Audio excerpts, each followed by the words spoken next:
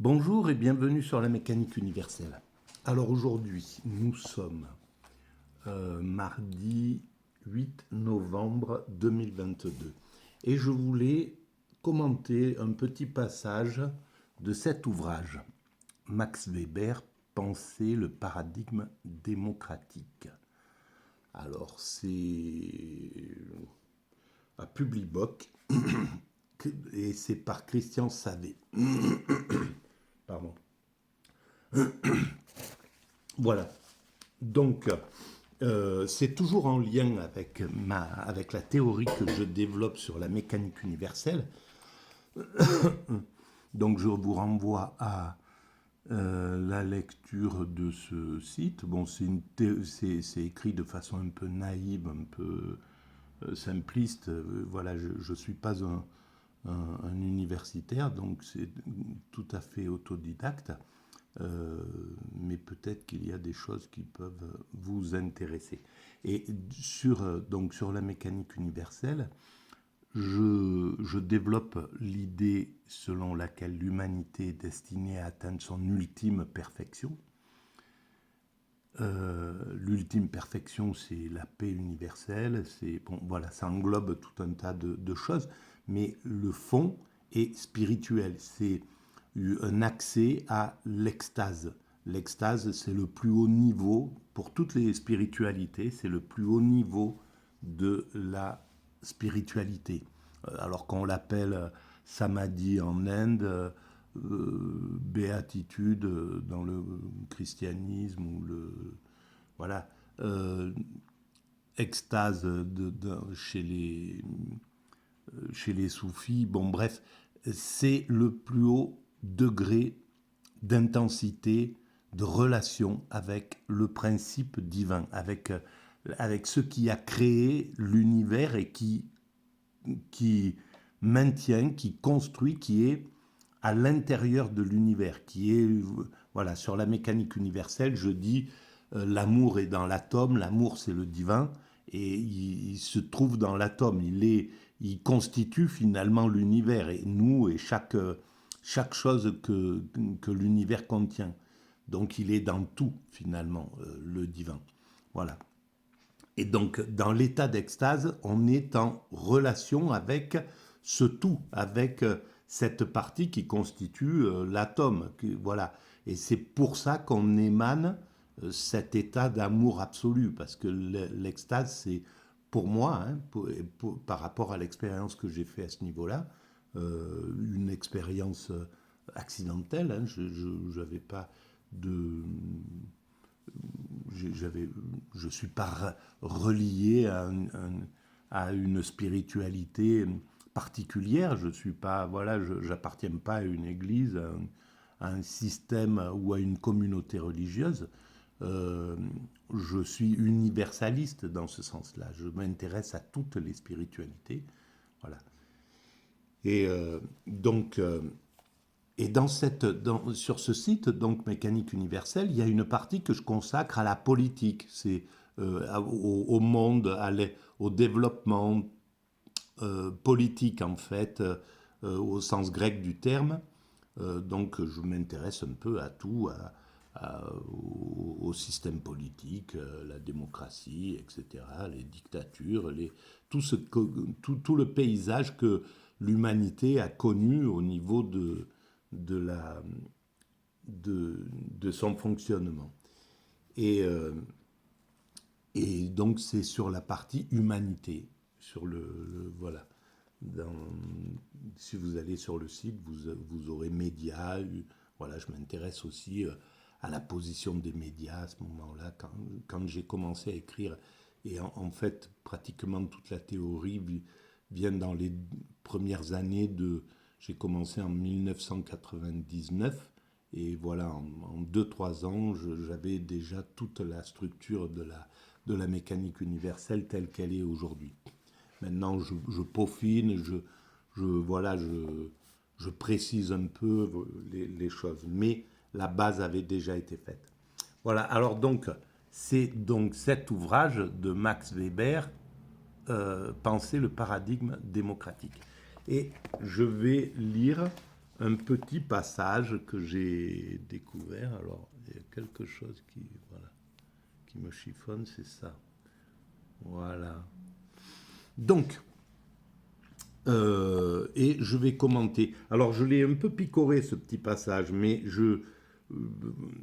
j'ai vu 2 ou 3 mots qui m'interpellaient et que j'avais envie euh, de commenter. Et c'est un petit peu la façon dont je pratique. J'essaie de découvrir en même temps pour être un peu vierge, on va dire, dans la lecture. Alors, j'y vais. Hein. Tout se passe un peu comme si la proximité du pouvoir, puis son exercice, imprimait à ses prétendants ou détenteurs, potentiels ou réels, la marque d'un changement profond, ineffable dans les mentalités et encore plus dans l'idiosyncrasie politique. Donc c'est la page 82 de cet ouvrage. L'écrivain Alphonse Daudet avait vu juste, à n'en pas douter, lorsqu'il décrivait ainsi cette caractéristique de l'homme politique. Deux points, ouvrez les guillemets. Bien vite, il s'agit de l'affreuse politique. Nos qualités tournent au pire.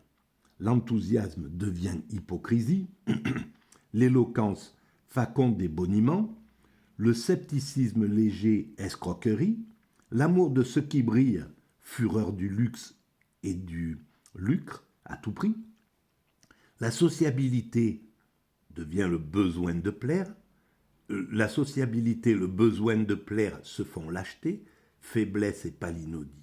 Point. Fermez les guillemets.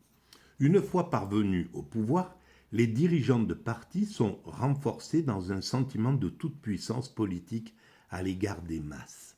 Alors, voilà. Le problème, c'est que c'est humain, tout ça.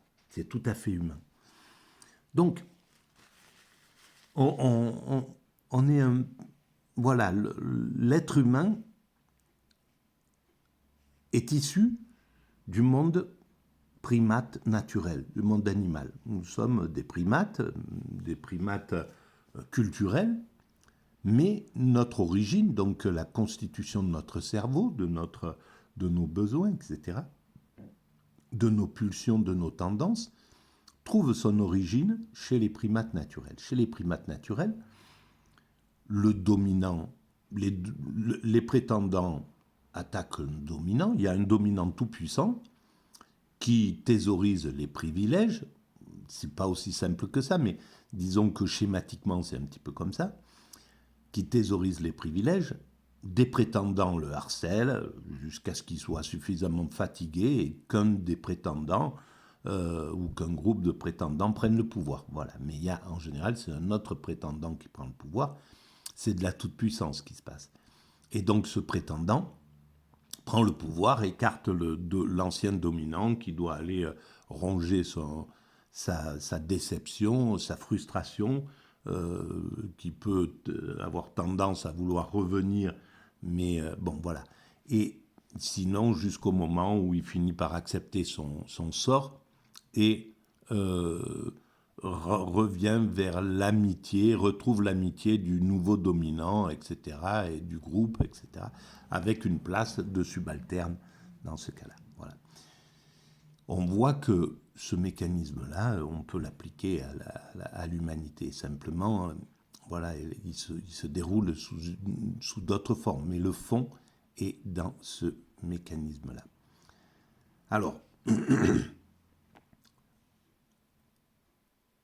l'humanité, en principe, comment elle a réussi à dominer ce principe, ce mécanisme de dominant, comme ça, ce mécanisme animal, ce mécanisme des primates. À mon sens, la chose essentielle qui a permis de maîtriser le dominant, qui était tout puissant, chez les primates, voilà, il est tout puissant. Il n'y a rien à faire.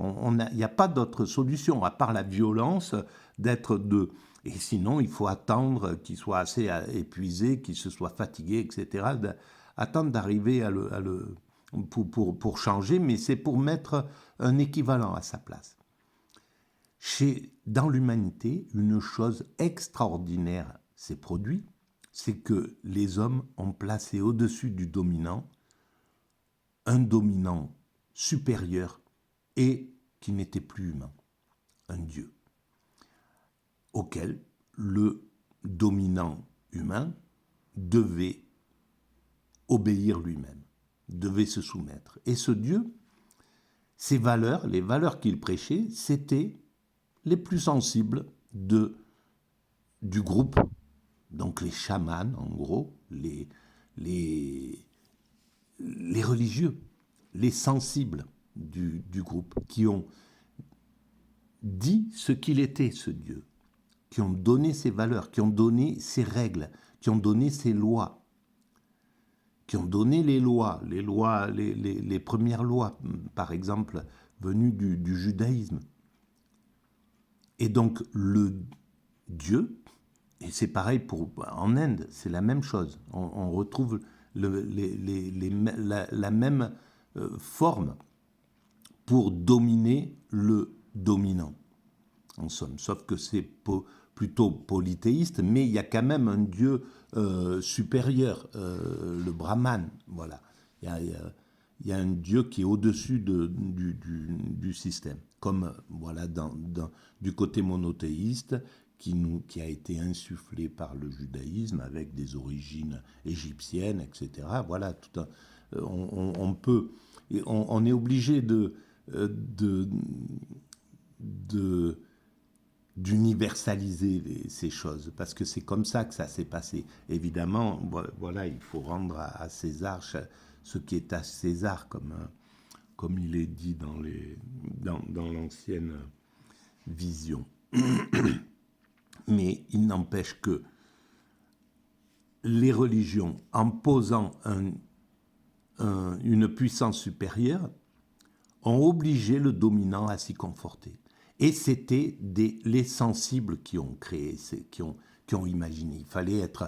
C'était des sensibles qui ont pu dire que Dieu était tout amour, que Dieu avait telle et telle valeur, les valeurs qu'on connaît. Bon, après, selon nos croyances, on peut penser que c'est Dieu qui a insufflé. Moi, je le pense comme ça aussi. Je pense que c'est le divin qui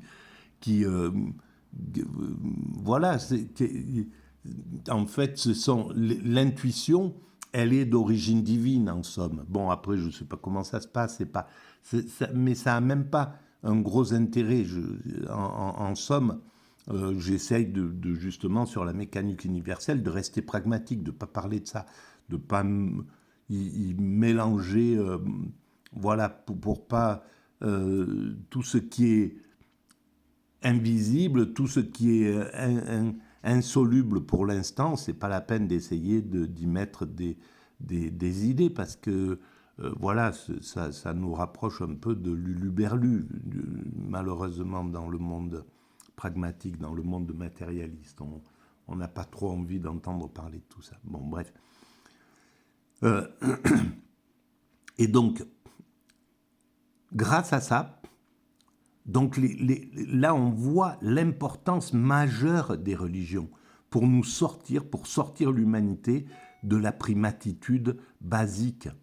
C'est de la primatitude naturelle, du primate naturel, pour nous sortir de la nature, pour qu'on puisse avancer vers la culture. Et ça change tout, c'est-à-dire qu'à partir de là, nos instincts ont dû évoluer en culture et s'adoucir. Donc le principe de la prédation qui fait qu'un dominant chimpanzé peut faire ce qu'il veut, prendre l'objet qui est en train d'utiliser le subalterne, ou faire, voilà, même s'il y a des règles, bon, je vous renvoie à la mécanique universelle, c'est beaucoup plus facile à comprendre ce que je veux dire. Bref, il y a cet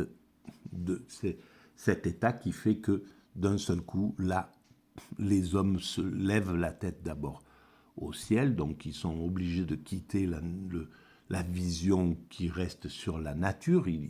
ils pensent qu'ils sont obligés de se poser la question, qu'est-ce qui a créé cet univers?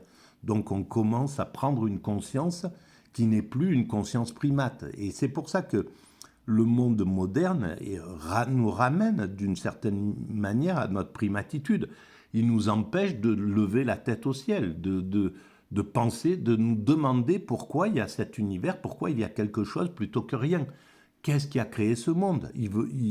Le système néolibéral là, du marché veut pas qu'on se pose ce type de questions. Il veut qu'on avance, qu'on consomme, qu'on bosse, qu'on consomme, qu'on bosse et qu'on meurt. Et c'est tout.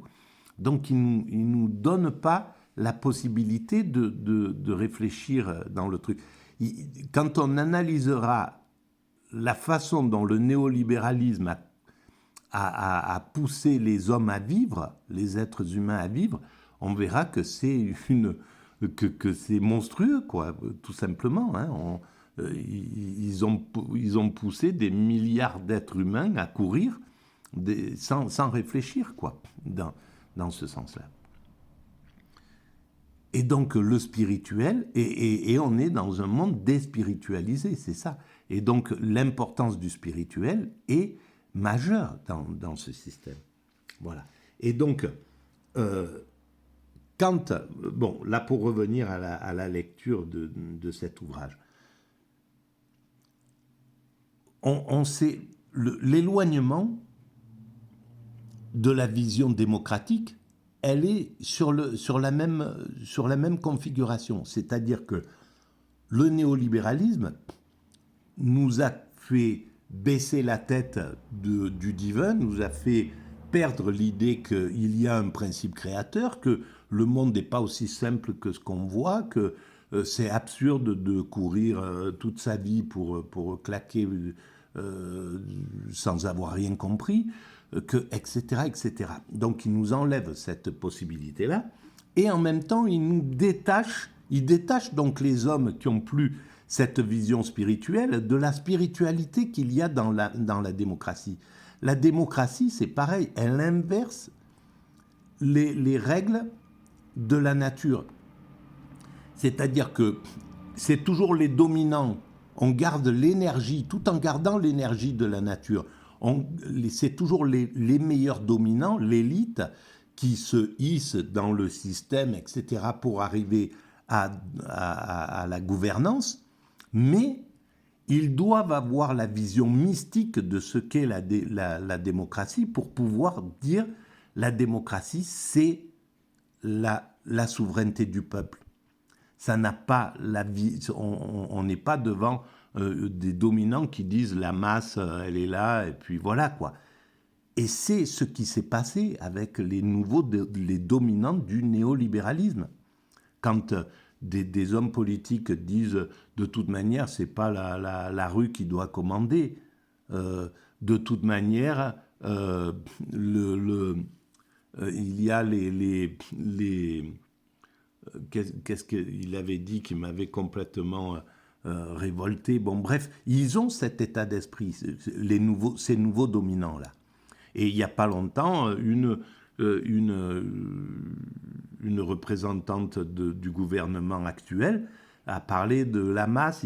C'est la masse qu'on doit convaincre, ou je ne sais pas. Voilà, donc ils ont cette vision dont parle cet ouvrage, de la corruption progressive du système démocratique. Et cette corruption, on ne peut pas leur jeter la pierre, elle est inhérente à l'être humain. Dans un village, voilà, on est dans ce village, s'il y a un type qui prend le pouvoir par le muscle ou par l'intelligence ou par n'importe quel moyen, ou par l'argent, qui devient, voilà, qui commence à grossir, à grandir, à faire, il va avoir tendance à abuser de son pouvoir. Il va avoir tendance à corrompre, il va avoir tendance à vouloir prendre le pouvoir, il va avoir tendance à dominer le système. C'est tout exercice de pouvoir corrompre, on est devant ce problème, ce système. Donc il suffit ce qui est curieux, c'est que on le comprend, on sait ce mécanisme-là. Et on ne met pas de barrière pour se protéger de ça, alors que c'est très très facile. une surveillance par le peuple. Le peuple est souverain. C'est une surveillance par le groupe. Voilà. Dans un village comme celui-ci, il devrait y avoir un comité d'éthique, un comité un peu populaire, voilà, une dizaine de personnes qui surveillent ce dominant qui monte, qui prend de la truc, etc. Et qui soit suffisamment organisé pour qu'on ne puisse pas les corrompre non plus, ou que ça soit suffisamment risqué d'être corrompu, de se laisser corrompre par un dominant. Et donc, ils servent de garde-fous. Et on pourrait très bien empêcher par exemple, les dominants actuels, les hommes politiques qui sont au pouvoir actuellement, devraient avoir tous les ans une remise à niveau de ce qu'est la démocratie. Voilà, que des citoyens les entreprennent, qui soient obligés d'aller écouter, d'aller prendre un cours avec les citoyens, qui leur donnent toutes les règles de ce qu'est une démocratie. Pourquoi ils sont montés au pouvoir, pourquoi on les a mis au pouvoir, c'est pour servir pour mettre en œuvre les valeurs du peuple. Et les valeurs du peuple, pas celles de l'oligarchie. Est-ce que le peuple aurait accepté ce néolibéralisme complètement fou furieux qui a été fait, qui ravage les acquis sociaux, etc. Est-ce que le peuple aurait voté pour ça s'il n'était pas manipulé, si on ne le corrompait pas, etc. Et comment ils ont réussi à le corrompre?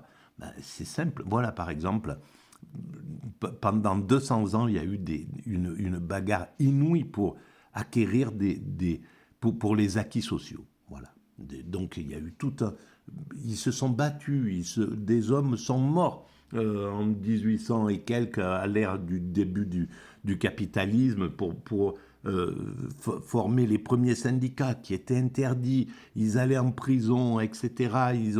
Ils ont été tués, ils ont été chargés par la police, etc. Ils ont été maltraités à cette époque-là. Ils ont résisté, ils ont réussi à obtenir des syndicats, à pouvoir se défendre, à pouvoir améliorer les conditions de vie. C'est de haute lutte que l'humanité a acquis ce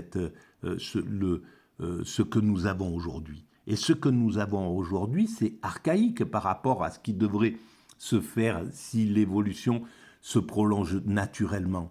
Dans 50 ans ou dans 100 ans, on travaillera 20 heures par semaine ou 10 heures par semaine, où ça sera la liberté, mais on aura gagné encore des choses, parce que c'est la logique de progression de l'humanité.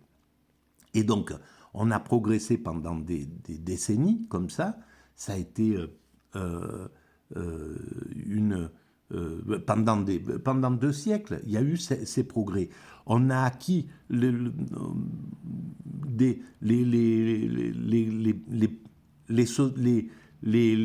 corporations qui ne risquaient rien.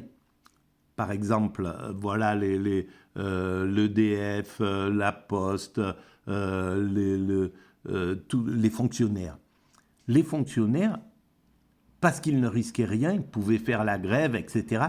Ils ont acquis des acquis sociaux inouïs, mais qui se sont qui ont ruisselé vers le privé. Donc le public a pu, parce qu'ils étaient intouchables, ils ont pu gagner des acquis inouïs, des choses vraiment formidables à partir des 30 glorieuses à la sortie de la guerre, et pas que ce système. Il y a quand même eu aussi des acquis qui ont été gagnés par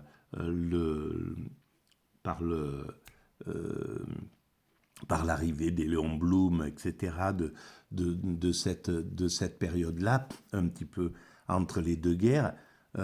Et puis, à la sortie de la guerre, par le comité de la résistance, qui a donné qui a monté les acquis sociaux de façon incroyable, et puis après par les fonctionnaires qui, grâce à leur statut privilégié, ont pu acquérir des droits sociaux pour l'ensemble du pays.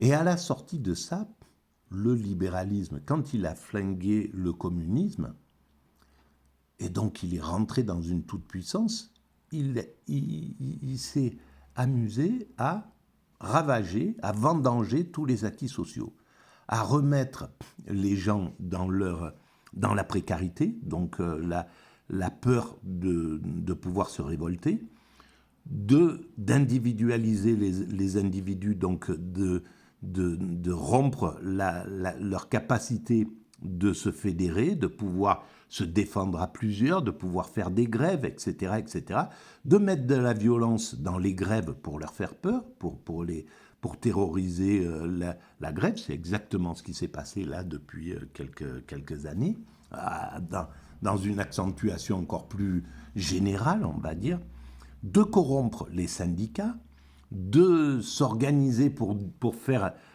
manipuler l'opinion publique en disant, par exemple, voilà, est-ce que c'est normal que les fonctionnaires aient ces acquis sociaux, qu'ils aient la retraite à tel.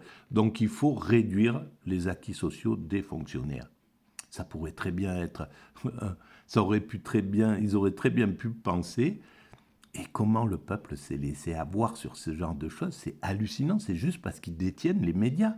C'est les puissants. S'ils ne détenaient pas les médias auraient laissé passer l'esprit critique, qui aurait dit, mais ce qu'on veut, c'est qu'on fasse monter les acquis du privé au rang des fonctionnaires. Pourquoi faire régresser le système plutôt que le faire monter?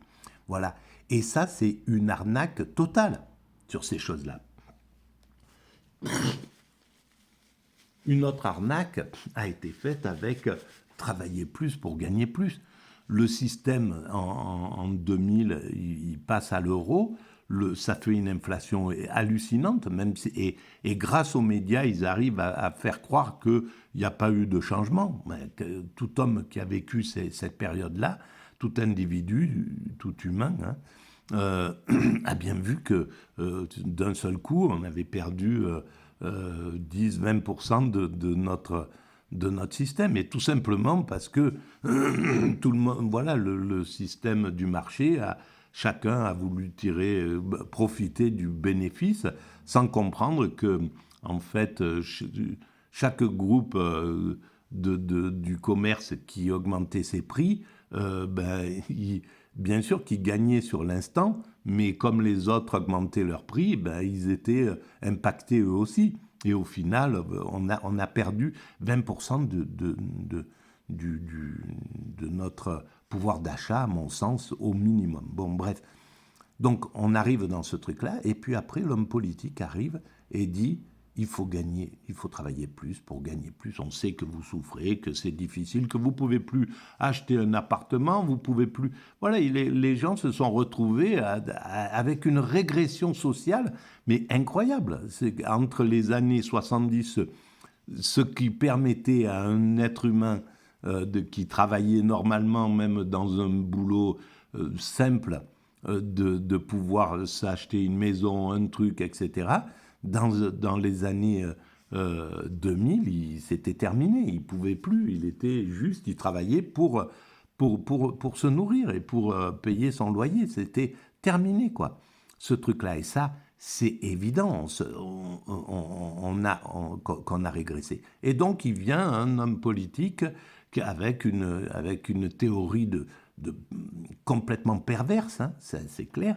en disant il faut travailler plus pour gagner plus. Il faut juste travailler plus pour gagner à peu près ce qu'on gagnait avant. C'est tout. Donc, c'était une manière de faire régresser le temps de travail qui avait été offert par le socialisme, voilà, parce que c'était dans sa tradition.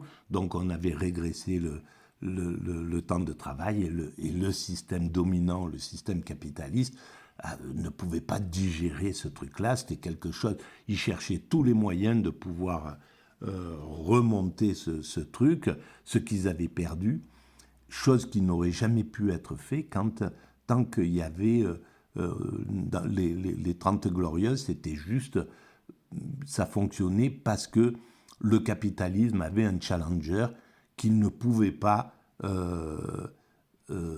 qui, avec lequel il était obligé de s'étaler, il était obligé de faire monter les progrès sociaux, parce qu'en face, il y avait des progrès sociaux en URSS, etc. Les progrès sociaux, ils étaient inouïs, ils étaient énormes.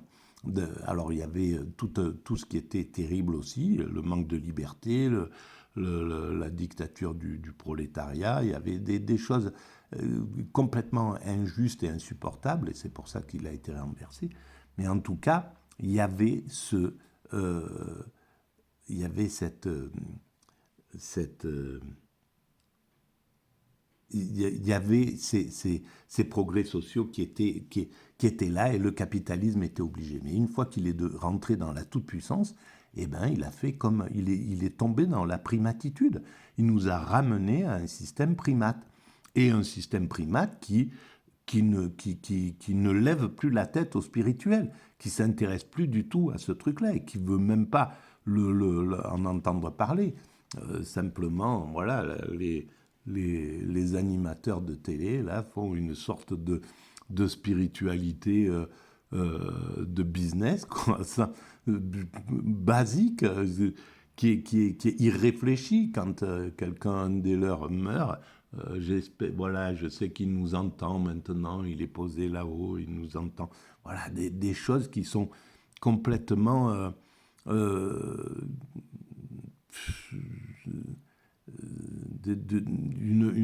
une religiosité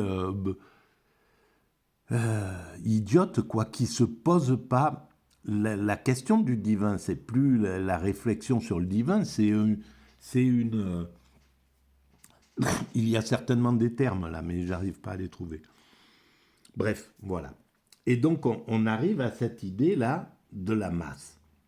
Une fois parvenus au pouvoir, les dirigeants de partis sont renforcés dans un sentiment de toute puissance politique à l'égard de la masse. Et on est dans cet état-là.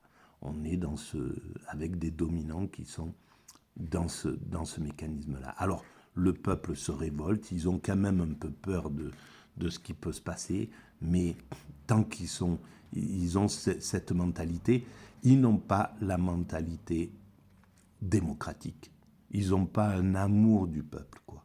Et ça peut pas fonctionner. Et le peuple le sent. Bien sûr qu'il est naïf, le peuple. Il se rend pas compte qu'on l'abuse. Parce que, comme une victime d'un pervers narcissique ne se rend pas compte, parce qu'il y a le chaud et le froid qui est donné. Donc, le peuple, la victime du pervers narcissique, il est naïf. Voilà, un coup, il lui dit mais t'es nul, tu comprends rien, heureusement que je suis là, heureusement que c'est moi qui t'ai fait, c'est moi qui fais tout, sinon tu comprends rien, voilà. Et puis, voilà, il s'écroule, et c'est symbolique, le peuple ressent exactement, c'était exactement ce qui était donné dans les médias, quoi. Vous êtes nuls, regardez, on vous fait courir derrière des objets dans le juste prix, là, ou qui veut gagner des millions, on vous fait courir. Regardez-nous, on n'a pas besoin de ça, on est les maîtres, vous courez derrière des objets. Et en plus, vous nous sautez au cou, vous nous remerciez, et vous nous dites oh, merci Jean-Pierre, merci Arthur, merci Patrick, merci.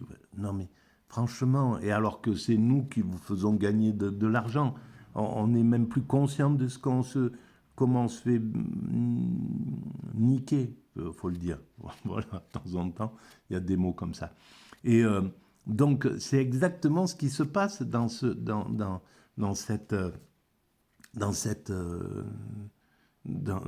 système. Et donc, ce système est pervers. Et donc, le pervers, de temps en temps, il dit après à bien avoir dégradé l'image de sa victime, mais je t'adore, tu sais que j'aime que toi, tu sais que, voilà, comme n'importe quel pervers, le peuple, j'aime que vous, j'aime que... c'est pour le peuple, c'est parce que c'est pour vous que je me bats, etc., etc. Voilà. Et donc, c'est, voilà, c'est un système pervers. Un, un dominant qui serait vraiment démocrate, le peuple serait heureux. C'est simple, voilà. Et les grands dominants démocrates, les De Gaulle, etc., sous ces dominants-là, le peuple était heureux. Globalement, il était joyeux, il était dans une idée de progression. Il sentait que ses enfants pouvaient sauter d'une classe à une autre, d'un groupe humain à une autre, pouvaient être en expansion. Il avait de l'espoir pour tout un truc. Pourquoi, comment un système encore plus riche que pendant les 30 Glorieuses, parce que c'est ce qui s'est passé, pourquoi il a réussi à enlever cette idée qu'on peut sortir, qu'on peut s'élever, qu'on peut changer, qu'on peut... Comment il a réussi ça? Tout simplement parce il est sorti de la démocratie, il est devenu une oligarchie au minimum, et sinon, voilà un système totalement abusant, quoi, qui abuse le peuple, qui le pompe, qui pompe le peuple, qui pille le peuple, et pour son bonheur principal. Voilà. D'où, et donc ça, encore une fois, c'est naturel, c'est un mécanisme naturel. On ne peut pas faire autrement que se corrompre comme ça, s'il n'y a pas de garde-fou. Donc, un système comme ça, des garde-fous, ça serait très facile à imposer. Voilà, des garde-fous, d'abord pour maîtriser les, les, les médias, des garde-fous pour maîtriser le marché. Voilà, ils existaient. Il y avait dans les médias, avant le néolibéralisme, il y avait des émissions qui étaient destinées à protéger les consommateurs. Voilà, qui passaient. Quand le système est devenu tout puissant, dans les années 80, il a tout de suite, quand le communisme est tombé, il a tout de suite écarté la contradiction. Le marché a pris le pouvoir des médias et il a écarté la contradiction de ces trucs. Les systèmes de consommateurs sont devenus des systèmes à business, des entreprises qui ne s'occupent pas réellement de fédérer les consommateurs, de pouvoir jouer sur... de critiquer le manque de concurrence, de pointer du doigt les entreprises qui sont non éthiques, de permettre aux consommateurs d'utiliser la possibilité de se regrouper pour faire du boycott et donc pour maîtriser le marché. Tout ça, ça a été écarté. On a écarté du système médiatique la possibilité d'avoir des garde-fous. Donc c'est possible d'avoir des garde-fous, d'avoir dans les médias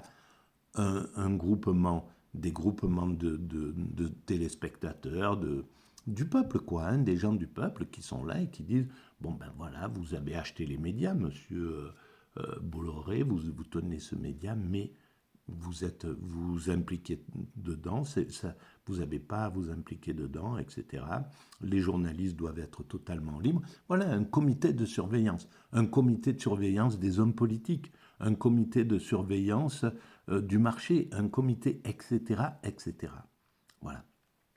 On a tous les moyens de pouvoir maîtriser le marché pour le rendre éthique, et les hommes politiques pour les rendre éthiques, tout simplement, et pour leur bien, en réalité. Parce que, bien sûr qu'on peut tenir un peuple par la violence, par la peur qu'on engendre, mais il y a un moment où cette peur, elle disparaît. Et on gouverne par la peur, donc sans connaître la dernière goutte qui fait déborder le vase. C'est une gouvernance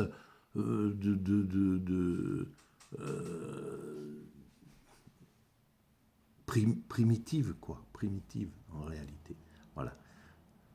Les gouvernants en démocratie doivent se faire aimer de leur peuple. Le peuple doit aimer leurs gouvernants. S'ils ne parviennent pas à ce degré-là, c'est qu'ils ne sont pas démocratiques. Voilà.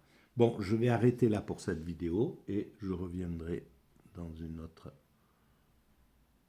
vidéo. On avancera. Merci. Bon, ben, j'ai pas lu beaucoup, hein, mais c'est pas grave.